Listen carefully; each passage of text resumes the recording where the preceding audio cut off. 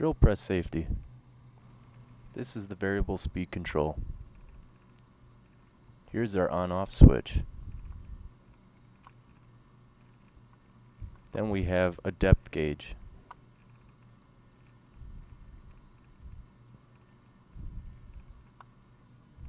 Here's the hand crank, the 3-jaw chuck, and our table. Use a backing board to prevent table damage. Maintain a 4-inch safety clearance on both sides and all the way around. This is a twist drill bit. Twist drill bits can be used to drill wood,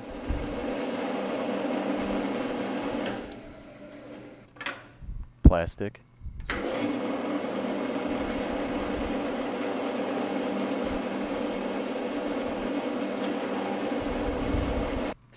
or metal materials.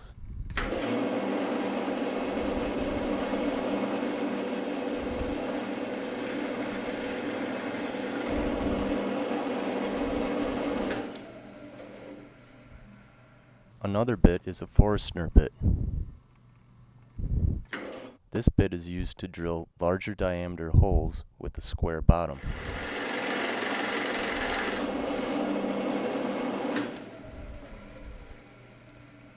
One bit that should not be used is an auger bit, for a few reasons. First of all, it has a tapered shaft.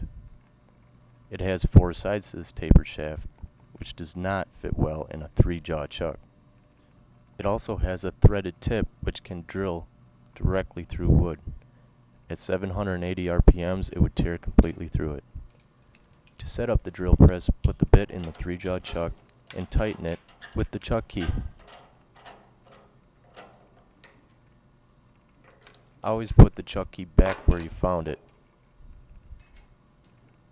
Never leave it sitting in the chuck. If someone turns on the machine, it's going to go flying. For smaller bits, we need to change the speed. To do that, turn on the machine and turn the speed up. Hold the board firmly and drill. If you're not sure you can hold the board firmly, clamp it in place.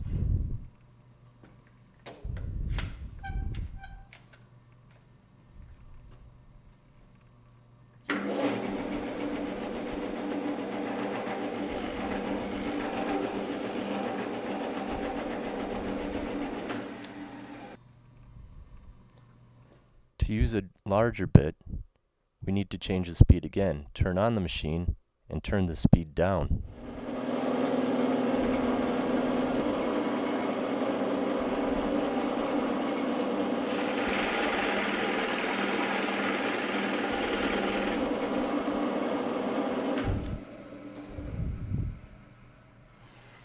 We can also drill through round stock.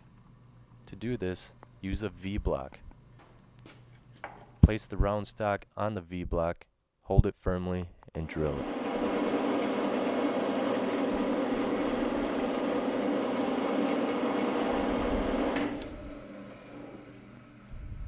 Let's review drill press safety. Maintain a 4-inch safety clearance. Only change the speed while the machine is running. Always use a backing board to prevent table damage. Remove the chuck key after you've tightened a bit. Larger bits, slower speed. Smaller bits, faster speed. Auger bits cannot be used in the drill press. Hold the board firmly or clamp it in place. Turn off the power if the bit gets stuck. Round stock can be drilled using a V-block. Let's take a test.